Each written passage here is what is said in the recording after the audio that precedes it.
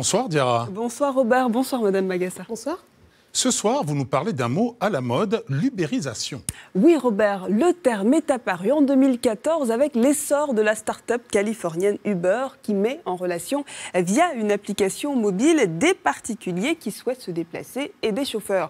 Aujourd'hui, le terme s'est étendu à d'autres secteurs, l'hôtellerie avec Airbnb qui permet de louer son appartement pour des courtes durées et la tendance arrive en Afrique.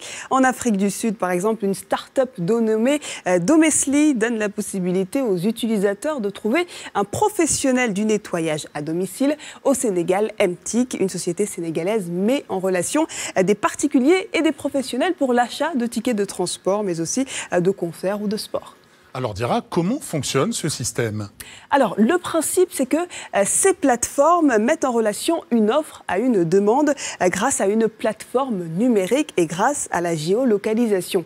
Et pour chaque transaction, l'entreprise se rémunère avec une commission. Pas besoin de magasins, de locaux et de beaucoup d'employés. Résultat, des entreprises hyper efficaces en termes de coûts de fonctionnement. Un réel bouleversement pour l'économie traditionnelle, j'imagine. Oui, Robert, vous avez tout à fait raison. Les acteurs traditionnels voient ces nouveaux acteurs d'un mauvais œil. L'ubérisation est une forte concurrence pour eux, car les prix sont généralement moins chers. Les acteurs historiques ne sont pas soumis à la même réglementation, ce qui met leur existence en danger.